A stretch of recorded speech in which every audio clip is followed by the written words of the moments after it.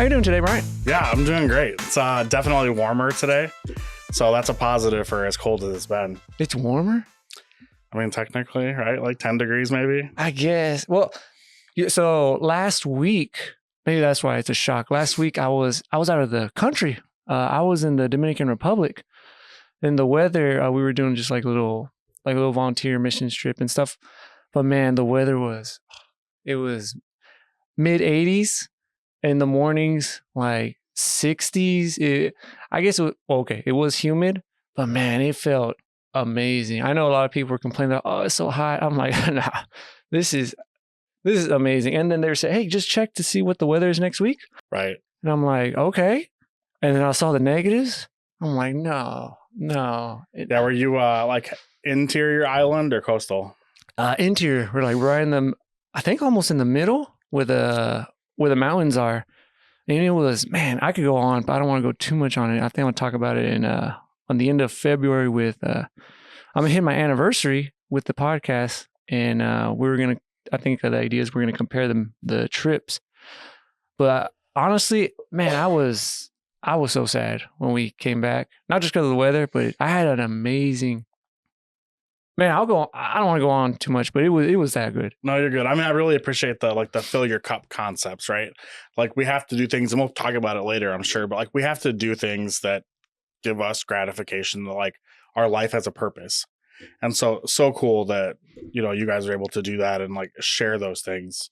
Be productive, right? Yeah. You know what's and I'm gonna go a little off topic on this because you were just it reminded me because during that trip, and I was telling my friends and even the people on the trip, even now and my wife, a lot of people, I was saying, why am I here? Like, why did I do the trip? I don't want to go too deep into it. Like, so it's a thing for the church, for Hillside. I'm newish to the stuff, but for me, I always wonder. I was like, missions trip. Honestly, because I'm an honest guy, I'm like, I don't know. It feels like a waste of time on my end. So I know they would do they had one for like Ethiopia. They did one for the Twin Cities and stuff like that. It never caught my eye. I don't know. Maybe it's just me. But then I think it was like over the summer, they came and they said, we're going to the Dominican Republic. And it caught my eye. And I was like, that's weird. Why am I attracted to it? I'm like, nah, I can't do that. First of all, I'm like, well, I don't know what they do on missions trips. I'm like, they're probably going to spread the word. I'm like, no, I can't do that. I'll probably deconvert people by accident. But then they were talking about, no, they said it's different. They just, the area they're working at, they're working on building a house, some projects, construction stuff. And I was like, okay. But then I was like, I don't know anything about that. If it was like software tech, I could do that. But with my hands, I was like, no, but I felt so attracted to it. And we went to the meeting. They had a meeting about that. And they said the price at first and it was high. I was like, oh man, there's no way. And then in my mind though, I told my wife and I was hoping she was going to say no. And then she was like, no, let's all go. Me, her, and also my kid. So I was like, okay. And then I said, well, how does it work? How do people get money for this? And they said they usually just ask. And I'm like, I don't like asking for money. I'm like, we got to do something different. So we started doing, we had the idea. We're like, hey, why don't we do fundraisers? We make food on the side as a hustle. Let's do like a fundraiser, like tacos, tamales, stuff like that. And we all did it. And that dropped down the price and this and that. It was great. But when I was there, I was like, man, why am I here? Am I here because I want to learn like construction? Yeah, it's kind of cool, but I don't have to go to the Dominican Republic. I can learn it here. Am I there to learn like a different culture, vacation, different area? Not really. I feel like I could do it like on my own time. Mm. Am I here just to help people? I don't know. But I don't know. I still don't know why, but I'm glad I went. And it was amazing. So that was my tangent. Absolutely. But enough about me because this is about you, Bryant. So I always ask, what do you do? Yeah. So, I mean, I do a lot, kind of. I see. But so I'm a chief of police at the University of South Dakota. And then I also am an adjunct professor in the educational leadership program for the School of Education. And so we can delve into that a bit, but I think they really go well together in some of those things. So, I mean, just kind of looking at all of those, I mean, that's the day job, if you will. But you'll find I'm just involved in so many committees and groups across campus as well. And, things like Rotary and other things. I think that just the more we can involve ourselves in the community, and whether that's the USD community, the Vermilion community, I mean, I think we can really share our talents. And so trying to do that as much as possible. Yes, you said Rotary, right? A few days on Wednesday, I just did a presentation. They invited me, which was kind of weird. A few weeks ago, they invited me, and I was like, I'm not an interesting guy, but it was awesome. I remember I didn't know what to do because I don't know how to present. I was watching I watched a few of them how they do it. They have it all professional, this and that. I'm like, dude, I cannot do that. So I was thinking, well, what am I gonna do? And then I was thinking, well, like, how do I become professional? I was like, you know what? I'll just be myself. And I was like, I don't know how to do a PowerPoint. And I was like, well, I'm just going to talk about my experience, like my guest. And like throughout the whole thing, of course I talked like how I started it or why, but throughout the whole thing, I was just talking about, these type of guests and what I've learned. It could be, this section was veterans. This section was people that are open with tragedies. This section, But that Rotary thing it was amazing. I think I opened up a little too much. I didn't cuss this time, but it was fun. But being chief of police, is that what you always wanted to do when you were a kid? I don't know. So I'm originally from Yankton. And so, played sports and things like many, young kids. As approaching high school, really found a passion for things like debate, theater. Bear with me, right? Okay. Nobody would guess these things, right? And so I actually stopped playing sports, to focus on debate and theater. I graduated high school a semester early and joined the Marine Corps. Oh, snap. Right? So as we continue these, like, that's interesting, right? But I think, my family legacy of sorts, I have a strong belief in public service. And so whether that's, in the military or all aspects of public service, right? It doesn't have to be any one way. But I'm truly believe that we're blessed to live, in the country that we do and the freedoms that we have. And so however we can help contribute to society, right? In whatever way that looks like, for everyone that's individual. And so for me, it was really important to me, military service at the time was very idealistic for me. So graduated high school a semester early, went to, boot camp right away in January. So did 5 years in the Marine Corps. And, we can delve into that a bit, but, decided to get out at the time. I met my wife. We were looking at plans and family life and how we wanted to do, our lives together moving forward. I then contracted in Afghanistan as a government contractor for a while. And, the separation and things, probably not the best for family life. And so I had had a 2-week vacation and said, well, if I get a job, while I'm home on these 2 weeks, I won't go back. Right. And fortunately got a job. And so finished my undergrad degree, finished my grad degree. And still, I was just missing something, right? There was I was working in manufacturing and I was a manufacturing manager, and, it was a great job, great experience. It just wasn't filling my cup like we talked about, kind of. And so, I started volunteering on Yankton County Search and Rescue and doing public safety diving and ice rescue, and became an EMT and all of those types of things. And we were getting closer, right? I mean, I could feel the cup's getting a little fuller. And, the opportunity came up to apply at the University of South Dakota Police Department.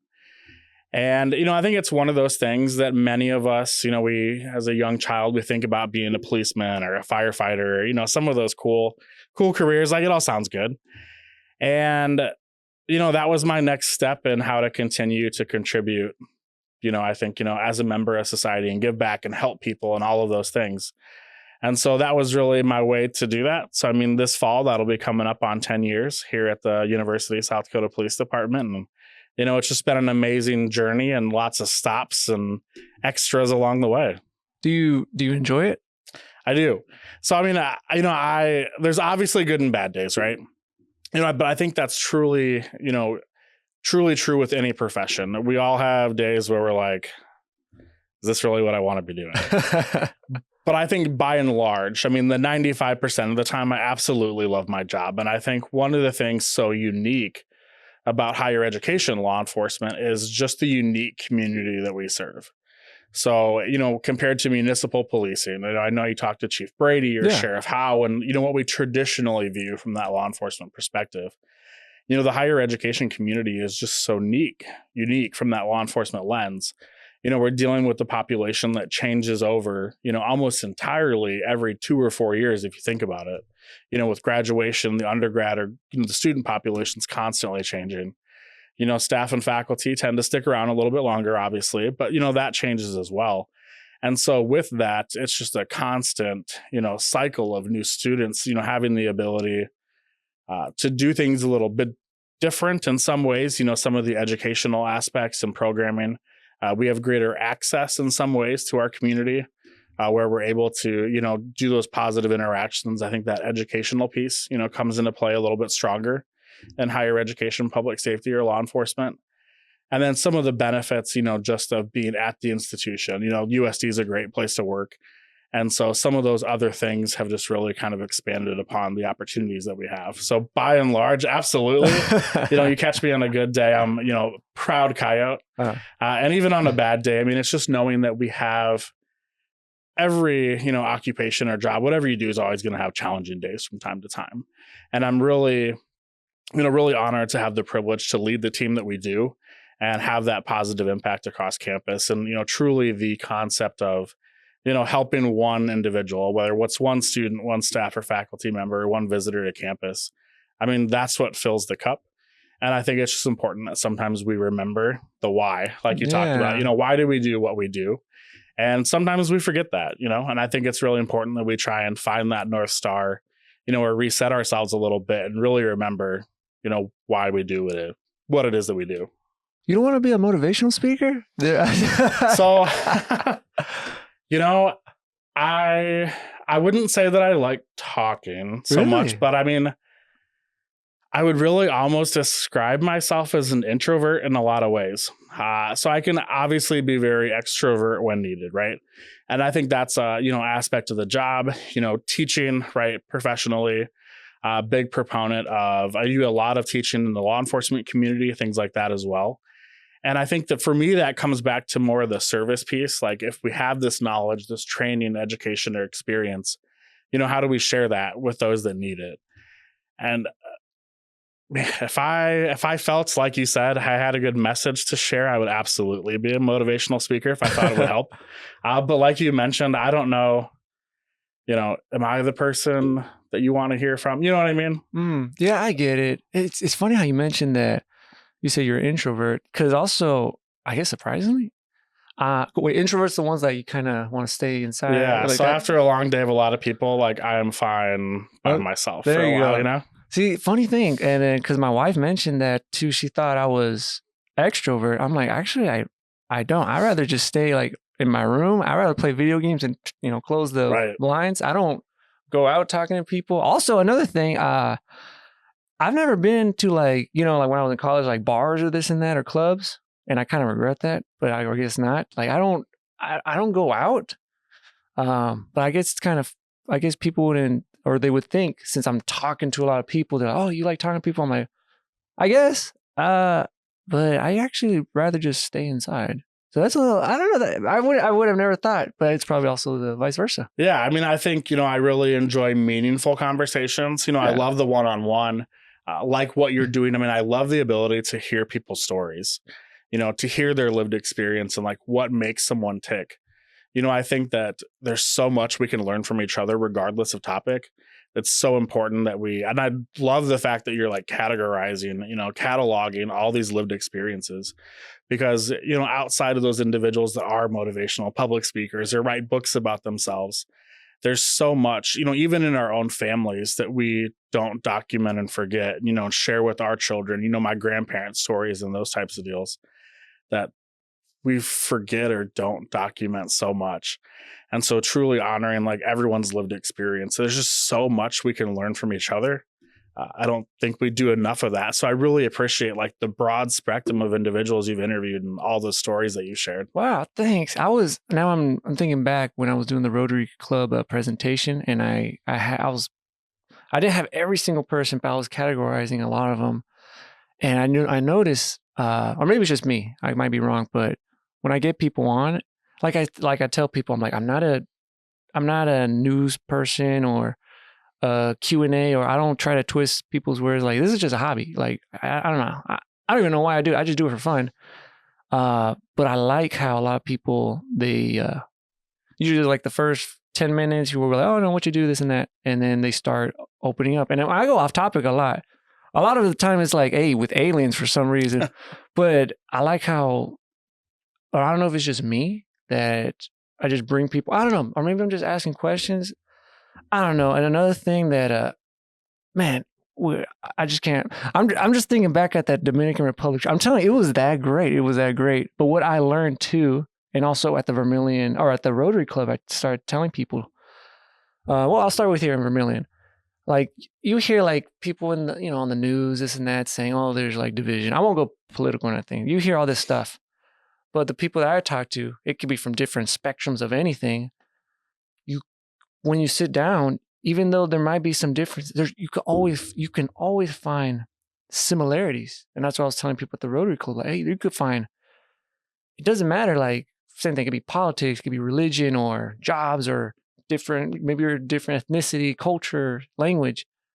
You'll find something similar. And it's fascinating. And then going back to the Dominican Republic trip, I have a Mexican background, but I grew up in America. And I'm talking with with the Dominicans in Spanish and this and that. You could still find similarities. So it could be, in the language, in the culture. Even I just noticed this, Bryant, like with our last full day, they invited a lot of the locals, for the kids. They had a pool party, a bunch of them. And I noticed, I'm like, even though, at the place where we're at, it's like, it's poverty. They're Dominican. It's just different. It's still different. These kids still act like kids. They're having fun. They're coming up to us and wondering how we're working. I even told them, like, hey, you guys want to learn how to do this, like sanding? And the kids are telling their friends, how to do it, and they're learning and adapting. And maybe it's just me, or maybe I never knew it, but I'm like, anywhere around the world, like, we're not that different. 100%. Yeah, and it's just fast. And that's what I've also, even with my guest here, like how I was mentioning, like I see, like it could be, chief of police, directors, or president, guest ring, all these, I view you guys like these higher ups. And I did have not like a bad impression, but I was like, wow, these people, they're probably like making millions, going to parties. They probably have their own jet or something but you guys are just normal people. That's what I've noticed. I don't know where I was going with that, but no, I mean, I think that, especially that's one of the things I love about Vermilion, about USD or the Midwest and that type of concept, that you can have that one-on-one conversation, regardless of rank or status or, any of those things that, the Midwest nice concept is you find those little things and, it's easy to then make those connections when you're meaningful about it. But everyone's willing, to engage in those conversations. 100. It's awesome. 100%. Now I want to go back almost to the beginning, because now it intrigues me. So you say so correct me, because I'm still learning like the branches of the military. So you were in the Marines? Yep. Why'd you pick the Marines? So it's a good story. I mean, the short answer is my grandfather was in the Marines. So my mom and dad both served in the Army. I have uncle in the Navy. I mean, just kind of a legacy of service, right? And I mean, part of me, like, I'm such an idealist at heart, right? I, take those things, like core values and things like that. And the Marine Corps just like historically embodies those things. I mean, we think about, uniforms that haven't changed, essentially since 1775, the dress uniform and some of those, the pageantry and heraldry. And when we think about, branches of the American military. I mean, the Marine Corps has a certain like level of status, right? Yep.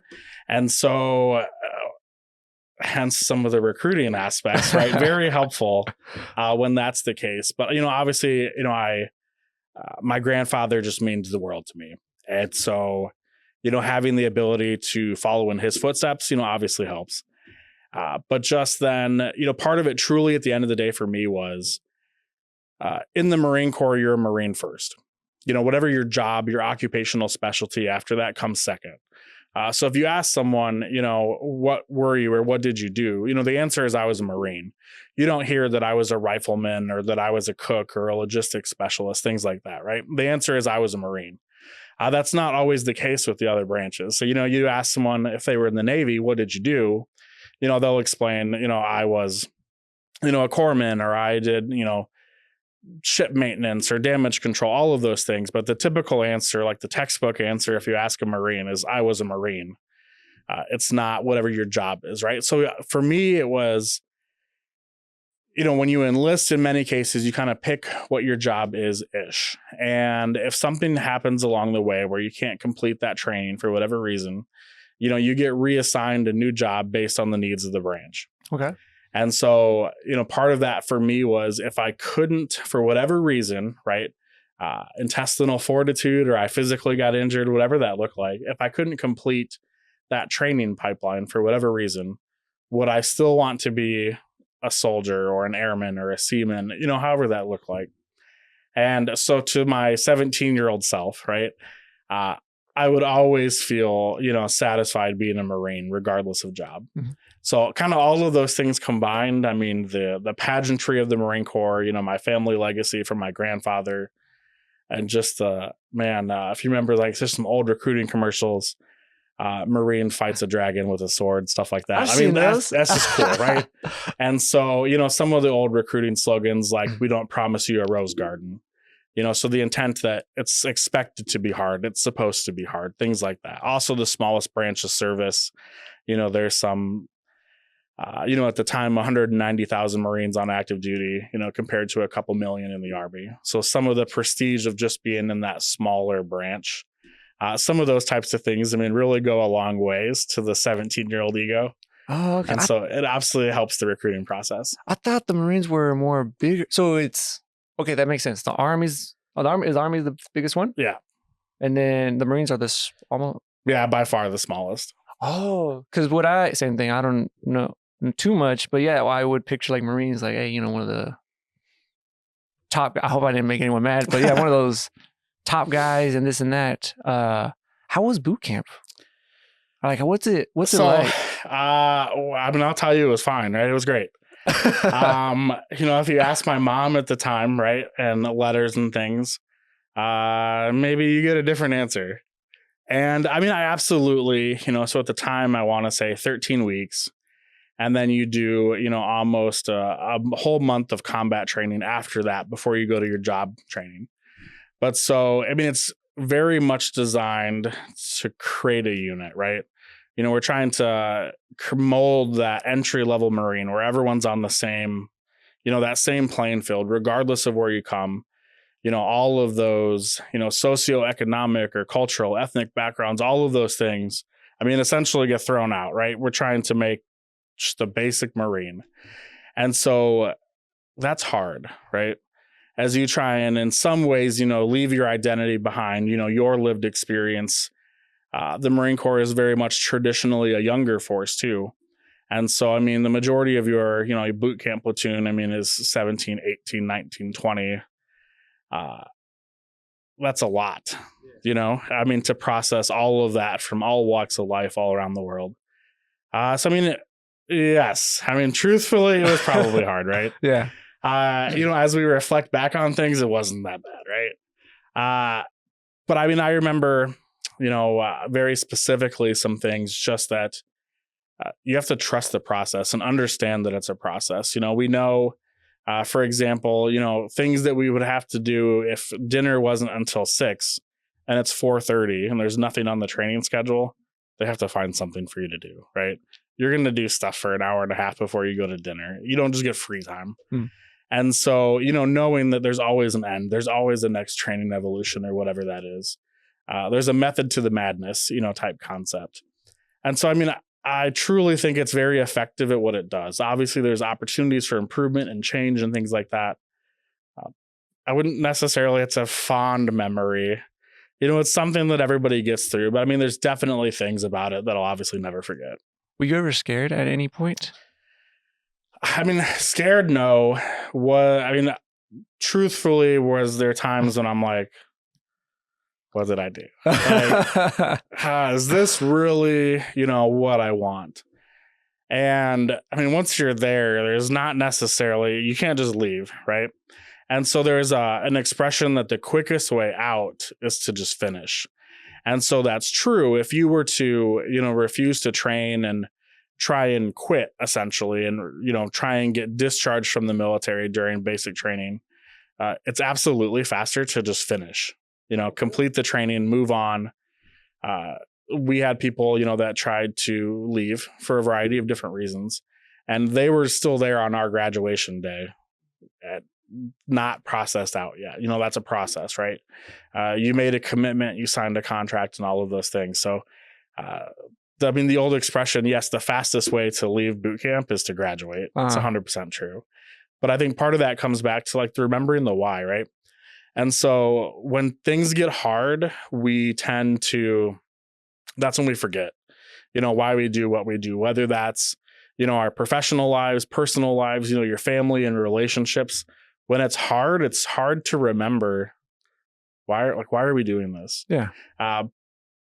But when you can hold on to whatever, like I always use that North Star expression, like that reason why we're doing things. If we can remember that and hold on to that, at some point it makes it a little bit easier to help you push through, knowing that, pain is temporary and things like that in this context. And so having that true recollection of like, why am I doing this? It's impactful. It makes a difference. Even going back further, I remember, September 11th and watching the videos when the towers fell and things like that. Some of those things obviously played a factor, in enlisting in that type of concept. And so remembering those, I kind of look back to the, we have a republic as long as we keep it, right? And so various different ways, like I said, military service is not for everyone, and nor does it need to be. There's other ways to serve. But we all have some obligation to like better our society. And so that was just the manner at the time, for me. And so remembering that if it's not me, right, then who? Someone has to step up to the calling, whatever that is. So being a small portion of that, was impactful. Wow, that is amazing. Kind of, when I talk like with people that have been in the military, it makes me feel like, man, I wish I joined. I don't know. It is too late for me, right? Or I think you can join the Army at like 42 still, the reserves and stuff. It's like never too late. But truly, though, I wholeheartedly believe there's so many different ways to serve, like serve our community, serve our country, serve our family, all of those things that there's no right or wrong answer. I think anything we do that's meaningful and try to give back, to society, that's huge. And we can't discredit any of that, whatever that looks like for the individual. Do you ever go back on because you mentioned that you did theater. Do you still have like that interest nowadays, or how? Because I'm still wondering, like, from the sports to the theater to the military, now chief of police. I'm like, oh, what's that? So, I can still quote the introduction to Tom Jones. So I served as the, narrator, Partridge, in that role. One of my last plays we did in high school. No, it's very nostalgic in a lot of ways. The older we get, and I wouldn't say I'm old, but like the nostalgia creeps in, especially with kids, right? Yeah. So my oldest, is 15, going on 30, I feel. And man, 15 though, then you consider like how little time you have left with them. And so then you reflect on, your time in high school and things like that.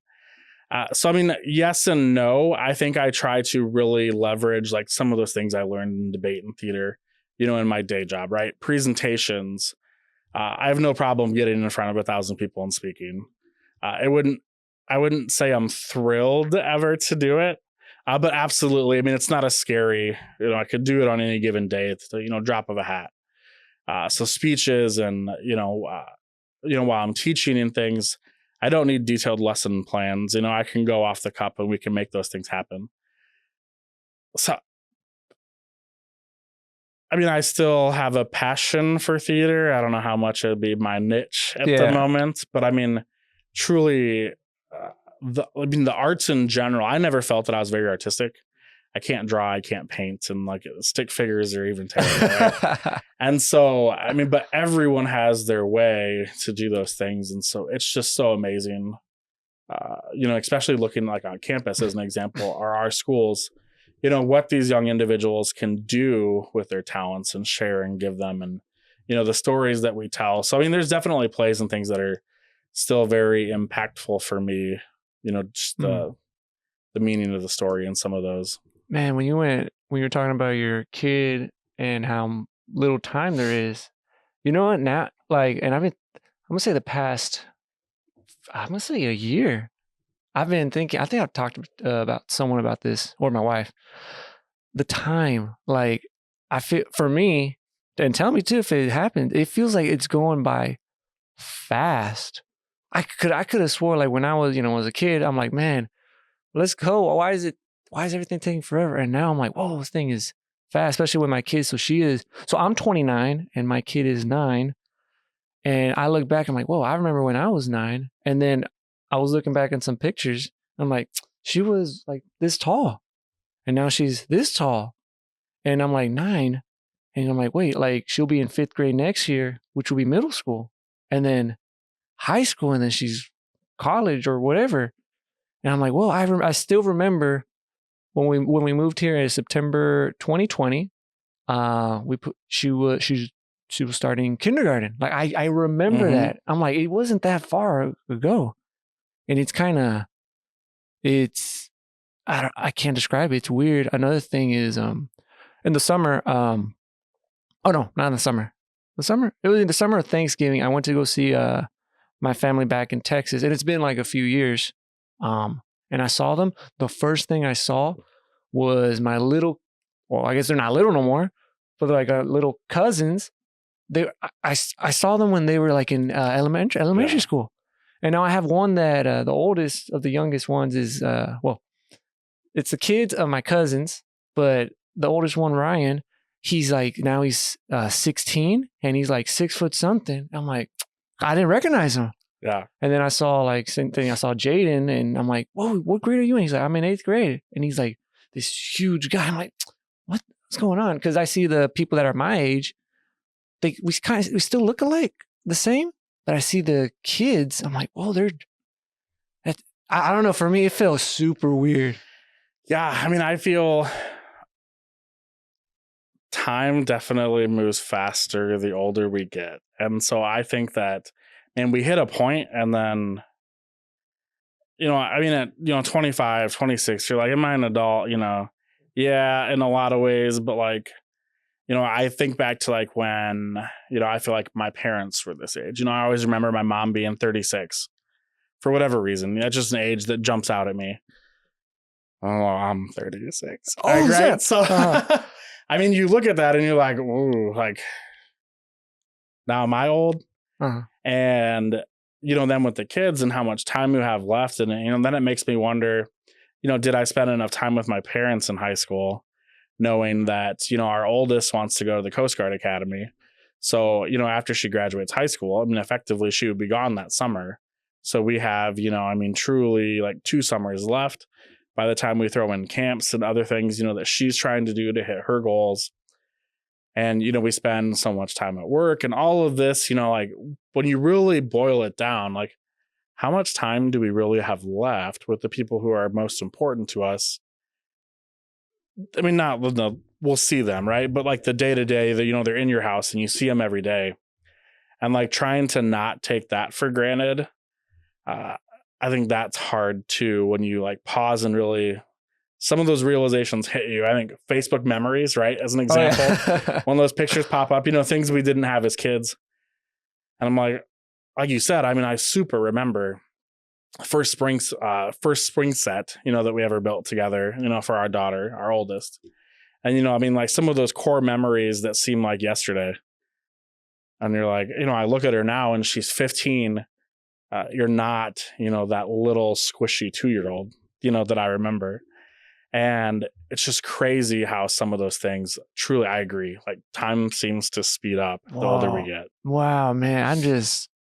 And now I might tear up. Thanks a lot, Brian. You're welcome. See, now I'm thinking back, like I still remember Victoria being just, what was she like?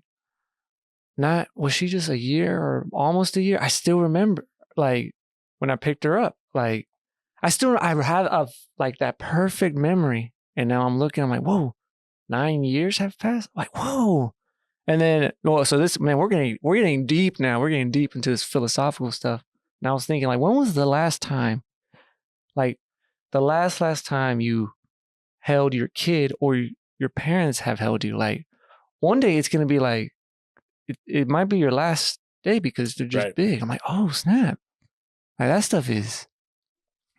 Oh. Yeah. So I tried really consciously. I mean, we could always do better and things like that. But to really have like meaningful relationships, with our kids, and we all do, but like I try and really like honor the time and, when we're doing things together as a family, like phones, right? I have 2 phones and a radio and all of these, like, you try and disconnect to the best of your ability and, set aside. I always remembered, family dinner or Saturday night or Sunday night, 6:00, I feel like on ABC, there was always the Disney movie of the week. And so like, I remember we'd always watch that, back to where you'd have to like run and yell, the commercials are almost over, things like that. Kids have no idea about commercials. It's just ads. But, trying to be really meaningful with those and show, to the kids piece, back to the early conversation, the fulfillment I have in my job and showing them whatever it is that they want to do. I want them to be fulfilled in what they want to do. And, know that you can obviously shoot for the stars and all of that, but I don't care what they do as long as it's meaningful to them. Yeah. And then I'm thinking like our kids we had different childhoods than our kids. I wonder if we also had different childhoods than our parents. You mentioned the same thing, the commercials and the ads. I remember that. Like those commercials are long. You couldn't like skip it. And also, I tell this to my wife and she kind of laughs. But I said like internet, the speed, like my daughter will not know what dial-up was. Like the sound. Like putting the pillows next to the computer so you can try and muffle it. Yeah, or like, hey, like if my mom is using the phone, like, hey, get off the whatever. Like man, you guys are so lucky. I remember when I was a kid, I remember I was like, man, I wish I had, when I was a kid and, we would take like, on drives or something. I was like, I wish I had a little device to watch movies. And well, now there's like phones and this and that, and then iPads. And I'm like, man, I wish I had that. Like, I remember there was a show, I'm not that old, but like, do you know the show, The Jetsons? Mm-hmm. Yeah. There was one of the kids had one of the smartwatches. Or back then it wasn't a smartwatch. And I was like, wow, that would be kind of cool to have. And you could watch some stuff.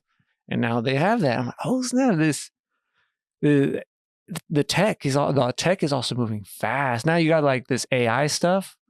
Like, have you messed with any of that stuff? So like Chat GPT, big fan. No, I mean, so, outside of like, you could delve into the scary slippery slope aspects. But I think I've been doing a lot of different new presentations for like the campus law enforcement community internationally and, talking on different topics and things. And sometimes I'll get asked to do an hour lecture on a topic and it's just, here's the topic. And so, I love the Chat GPT sense of like, it's garbage in, garbage out. So, you script, what the prompt is or what I'm going to ask it to, provide me. But looking at, outlines and things like, hey, provide me a 1 hour talking outline for this topic. So, I mean, I'm not using it to write papers and, some of those things, but I think as a resource, when you don't know where to start, I mean, it's very much like the old, I always remember, in 4th grade, I'd flip through encyclopedias, right? Yeah. Well, you don't have to do those things anymore. I just go on Chat GPT and, hey, give me a starting place for some of these. And so I think, for many, sometimes when it's, it's hard to start, things like Chat GPT are great for that. Some of the, even like AI imagery as an example. Crazy. I mean, a couple months ago, everybody had 6 or 7 fingers on a hand, right? And now, even just a few months later, like as those processes and all this stuff that's way smarter than me gets worked out, I mean, we're seeing those like tightened up and fixed so quick and in a hurry that absolutely, I mean, some of it's pretty scary from the tech piece, but I think it's cool. It's just so crazy. I mean, like even 20 years ago, like you said, how tech has changed and how much more we're able to do and help, right? All the good things that come with those. It's crazy. Dude, it's like my wife, man, see, like we're opposites, but we blend, we kind of mesh. I think that's how it is sometimes. But like she does not like the AI or the tech, this and that, which is kind of funny. I'm not calling her out because I love her so much, but she's always on her phone too. But I'm just saying, but like she doesn't like that stuff at all. But I love it. I think because you kind of hear people say, "Oh, it's going to replace this." I'm like, no, I think it's like a tool. It is a tool. It's like when back in the day, maybe when the light bulb came out, people are like, "Oh no, what about candle makers or this and that?" I'm like, no, it's a tool. Or the same thing maybe when the internet came out. People are like, "Oh, the books, libraries are gonna be gone." No, it's just a tool. So yeah, my 11-year-old, 6th grade, was doing some crazy math. I have no idea. Math is not a subject I do at all, but it was find the height of a trapezoid or something, and I'm like, I barely passed any of that, let alone. And so yeah, I downloaded an app, scanned the problem on our worksheet, and it walks you through step by step. And so, I mean, even to them, we talk about calculators, right? That was well, you have to know how to do it on paper first. And I can appreciate there's value in that, but I would always want, as a manager, a supervisor, whatever, I want someone to check it first. If you have a calculator, congratulations, that's awesome that you could do it in your head. But can you 100% prove, if you talk about ordering things or millions of dollars or surgery, medical stuff, like if we have the tools to double check, let's just double check real quick that we're right, Makes sense. And so it's even funny today. They're like, well, I can't do that. That's cheating. Well, I'm going to do it for you because there's no way for me. I have no idea the right answer. So at least this helps me walk through the steps and then I can kind of explain. But yeah, I also appreciate why my parents could probably never, they're not math people either. And so, some of those, like they're learning. I'm like, you do this in 6th grade? Like, I think you're smarter than me. Like, yeah, I have no idea. But so the technology piece for some of those, like the problem solving tools, knowing what to use and when to use.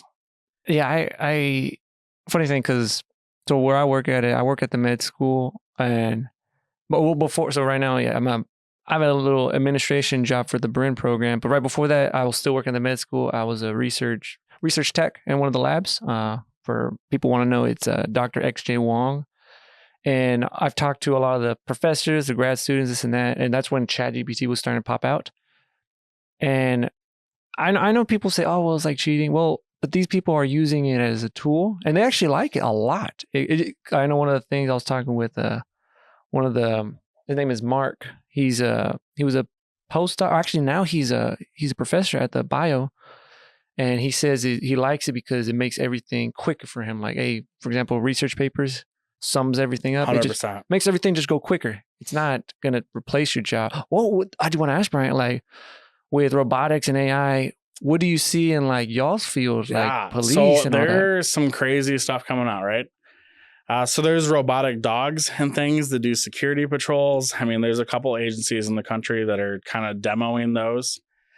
Drone as a first responder is huge. Oh. So whether like on top of a police station or even on top of a police car, they have a launch pad, that opens up, a drone goes out. And so if there were, a bank robbery, as an example, that drone can get there quick and in a hurry and provide that, kind of 360 sky view of what's happening.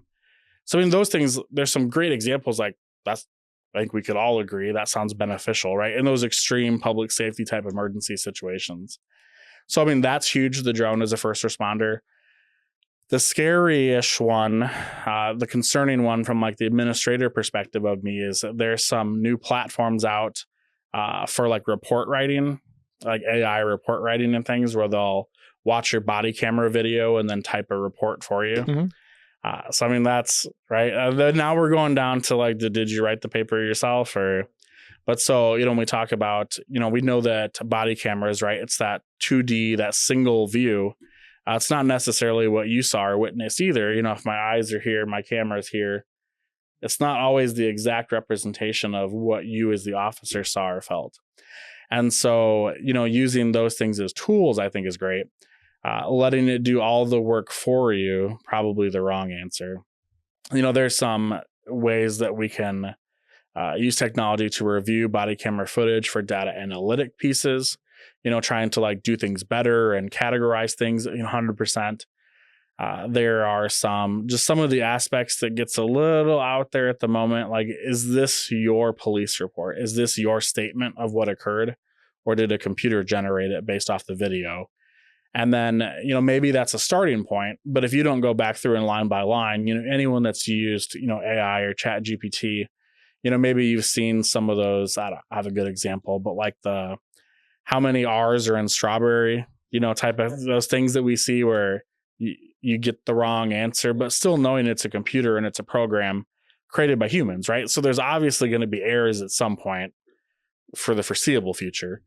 And so some of those, I think the over-reliance on them sometimes, we talk about the law enforcement profession. I mean, so much of it is the face-to-face. We have to be able to communicate, as people. And, we'll see, sometimes you might hear, well, I tried to call them, I tried to email them. Like, did you go knock on their door? Like, law enforcement used to always be like, did you go to their place of business? Did you go knock on their door? And, some of those, like, sometimes you have to go put, boots on the ground and go do those things. And so it's just interesting when we talk about the generational differences then too, on like what technology we've all grown up with. So yeah, I mean, I think every profession's in a mad dash right now on how we integrate some of these things. I really appreciate the medical aspects when we talk about things like evidence-based medicine. So we know that our medical procedures, we want them to be based in evidence and studies and things like that.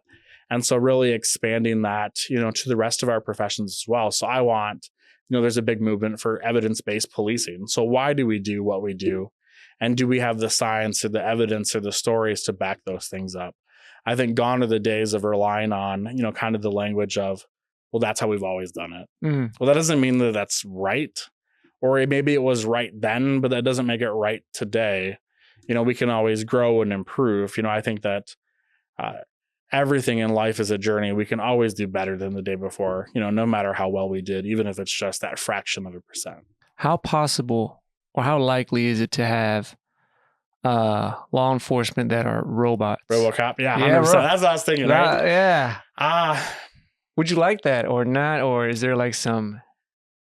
I don't know. I guess it depends. I mean, they'd have to be really good. I think, we talk about like iRobot and some of those, like the examples, right? I think what happens is like I said, you lose the personal face-to-face. Like the law is black and white, right? I mean, this is what the law says.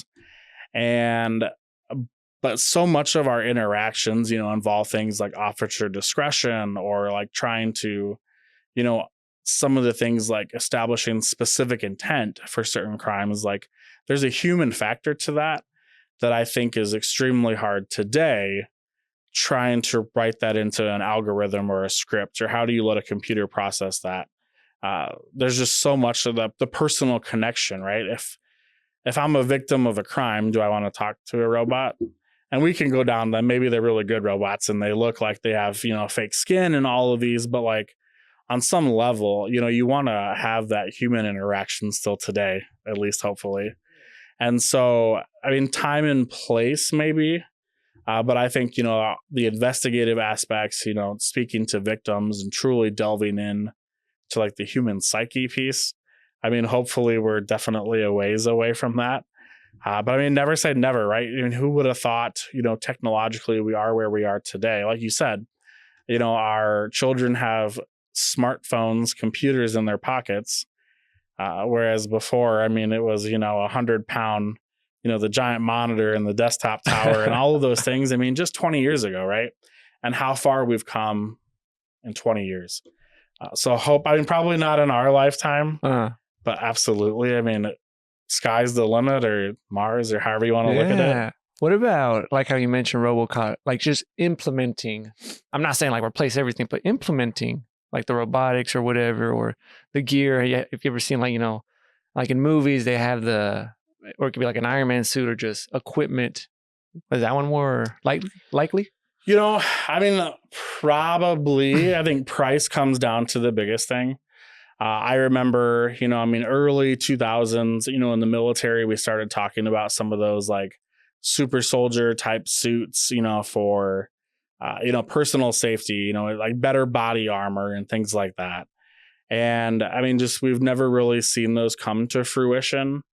I think price ends up being, one of the biggest barriers. And then we find there's little things that just don't work, sand and dirt, right? And some of these in the circuit systems or on a motherboard, and like the environments that we find ourselves just make it not conducive to some of those things sometimes. But I mean, I think some of the concepts of, we wear, bulletproof vests and things like that, right? But if we were to have I can't think of a good tech word. Now I'll give you the nerd answer. If we think about like mithril from Lord of the Rings or something, right? Right? I mean, like some super fabric that's light and like super effective. I mean, that would be great, right? It just comes down to then, can we afford it? Yeah, see, man, like the stuff maybe it's just me. I like the tech stuff, so it's very fascinating. I think all that stuff is cool. Oh, you know what? I got a little freaked out. I'm gonna say not last night, but the night before. We came home. It was like around 8. Was it Wednesday? Yeah, it was Wednesday. We came home, and then I got out of the car, or we were right getting to the parking lot, and I saw in the sky, I saw 5 whatever it was lights, and it was just a line going like that straight. I'm like, that's weird. What is that? And I showed my wife and my daughter, and they're like, yeah, what is that? And I was checking. I was like, well, a lot of things were going through my mind. Either it was like something with a satellite or something with drones. And I was like, drones are Vermilion. But the thing I was thinking, I was like, oh man, the aliens are back. They're here now. But I think I was looking it up, talking to town. They said, oh, it was like a star. Yeah, like Starlink. Yeah, the Starlink stuff, which also brings me up too. I'm like, oh snap, that's kind of cool because now they got. I think if I remember right, Starlink is just internet in different places. So I'm like, man, now you could get internet almost anywhere. Man, see, like, man, I wish I was a kid again. Like all this stuff, and I tell my daughter about when like the ChatGPT was starting up. I'm like, hey, you could use this for this and that. And she was like, I don't know what to ask it. I'm like, like all the stuff I want to do. Right. I don't know, but it's probably the same maybe with my parents when they're like, hey, you got like the internet, and I was just I don't know. Googling memes or stuff like that. So it's, man, I'm gonna start geeking out on that. And I'm gonna go off topic on this one. So what you've seen, like, you being the Marines, now chief of police, are there aliens or UFOs? Have you seen that stuff or not? So, I mean, I don't know.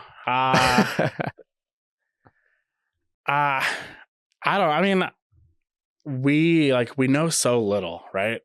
I mean, even if we just talk about the ocean as an example, I mean, the depths of the ocean, like we know we can't explore. And so some of those, types of movies and things, right? I mean, those are interesting, but like we know we can't even explore our own planet. I mean, truly, right? We've not covered, 100% of the earth, to the mantle or however you want to look at it. So, I mean, are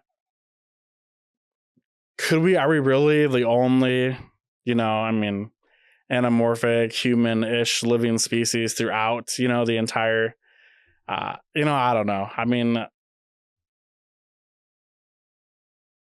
I just would find that very hard to believe that we're truly the only, and, I mean, beyond, we know there's multiple galaxies and all of these things, right? Like, I can't imagine, but like how many species of living organisms exist on, Earth. Oh, yeah. So I mean, like there's not another planet that has something even remotely, I mean, you don't need to breathe oxygen. You could breathe, I don't know, sulfur dioxide or something on some other planet, right? Yeah. And I mean, so I don't know. I mean, I wouldn't say I've had any like experiences, but I mean, I wouldn't say that like I'm a hard absolutely not that doesn't exist. I mean, I would love to see, as we go down this, right? Like the presidential book of secrets type thing, right? Like there has to be some, if that's true, I mean, how cool would that be to have this, for the past, 275 years or, what have you, this legacy book of like all these crazy secrets. Like there has to be something, right? And so, I mean, some of those types of things, I don't know. You don't know what you don't know. Yeah. Like I was thinking like, well, I guess, it's been what, like the past year, I know they don't call them UFOs. They call them UAPs or something like that. And there's videos and I've read something. I don't know. See, I get my stuff on Google, so I don't know how accurate it is. Now they're saying, oh no, it was actually like the companies or even like the government. They're actually the ones that made this. And I'm like, so I don't know if there is something. One thing, and I this is the one thing that's happened to me, but now these past few years, I'm like, did I actually see it? But I'll tell you what I saw. When I was I want to say I was either in middle school or the beginning of high school. We took a flight to Mexico for the summer. Either we were going or we were coming back. I think we were coming back. I had the window seat and I was with my dad. And it's only like a 2.5 hour flight. And I swear I saw it, but maybe it's just me when I was young, but I swear I saw it. I saw this, like the typical saucer. It was like a disc, but very, it was kind of narrow, like it was small but wide. It was silver or grayish, and I couldn't tell if it was spinning, but that's what I saw. I saw that a little far out where the window was, and it was it was on my left side. Yeah, left side. I remember it. And I was telling my dad was asleep. And I was like, hey, pa, wake up. I see something. And it's right there. It's just like hovering. And then it just went forward. But it went fast. It just went whoo, and just disappeared. And then for some reason, like it happens in the movies and the stories, like then my dad wakes up after it disappears. Right. And I said, hey, I saw something. And I told him and described it. And he went back to sleep. But that was the only time. And I think I had are you familiar with night terrors? Is that what they're called? I've only experienced it one time. It was just one time. It was so weird. Like, I remember waking up in the middle of the night. I don't know why. And I could not move. It was the first time and I was freaking out and I was sweating like all over. And what I remember hearing voices, but like creatures, like in a movie, like, and it felt like a bunch of like little, I don't know, people were just grabbing me. And I was like trying to pull out and I was freaking out. And it lasted like 15 minutes. And then, after that, I woke up the next morning. I want to say I was abducted, but I don't think that happened. But see, you get those like weird things. I don't know why it intrigues me about tech, aliens, or all that stuff. Maybe it's because like I watch a lot of movies and I'm like wishing like, oh, I wish that stuff was real. Like Avatar or, stuff like that. Not the movie Aliens. I don't want that to happen. that one would freak me out a lot. But I don't know. I don't want to go too off topic on that stuff, but I don't know. That's why I can't explain it. But now I need to go back on it because we're almost running out of time. Chief of police. So what's the job like? What do people not know about it? I'm pretty sure it looks like a very tough, stressful job. I mean, I think the most important part is, really leading the team, right? So we have 15 certified police officers at the University Police Department, 3 dispatchers, and, we'll say 20 to 30 student workers, depending on the time of the year. And so, all of our police officers, go to the same law enforcement academy and peer, that every other law enforcement officer in the state does. I have a huge push for advanced and continuing education. The example, the state requires 40 hours of continuing education every 2 years. Our officers are doing 100 plus hours a year. So, 200 plus hours when the state requires 40 as an example. And so part of me, that comes back to working at a higher education institution. Everyone's learning and growing. Like, how can we not, emulate that as well? So, the day job is really, managing, the day-to-day aspects of those. And, I really just have a great team where, that's not a lot of work, right? It's a privilege truly to lead the team that we have, at the University Police Department. I think the things that people don't really see sometimes is, how, law enforcement today, especially for us, I mean, it's not all about enforcement. It's truly some of the educational behavior changing aspects. And so what I mean by that is, sometimes, yes, people get arrested and people get tickets and things like that. Excuse me. But if we have other tools, right? So on campus, we have things like student rights and responsibilities as well. So a student could get sent to student rights and responsibilities versus receiving a criminal ticket, moving through the judicial system. And part of that is kind of that educational piece. We have the ability to, through that process, the conduct process, look at the reasons, that there was a policy violation or a student code of conduct violation and, work to correct the behavior, correct the reasonings, provide education on why some of these things are bad or how, drinking in moderation, right, is better than binge drinking, things like that. And so, some of those, different aspects, but then I think just the ability to be involved. So whether we look at things like behavioral threat assessment, trying to prevent acts of targeted violence, something that I chair that committee for campus. I also wear our emergency manager hat. And so, looking at our emergency plans holistically for the institution, continuity of operations when we talk about if we had to evacuate a building for a week, as an example. If we couldn't occupy Slagle for whatever reason, how do we move those staff or faculty members, whatever classes were in there, how do we move them someplace else to allow the educational mission to continue? But I think more importantly, I mean, it really comes down to creating, our department as a positive role model type example, right? We're going to display the behaviors that we'd like to see in others. We talk about, the campus community. How do we, provide that safe environment for students, staff, faculty, and visitors? And so, some of that, I mean, it comes down to more, we're not out to write underage drinking tickets, right? That's not the goal. The goal is to truly create that safe environment where if, you're a researcher, you can conduct your research and not have to worry about feeling safe at work, right? Let us do that for you. If you're a student, your focus is not, and is it safe to walk across campus at night, which it is, right?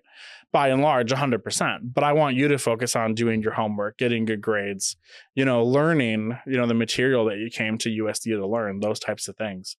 And so, I think truly, sometimes we talk about the law enforcement profession, we think of things like Cops or, the cool shows on TV. Oh, yeah.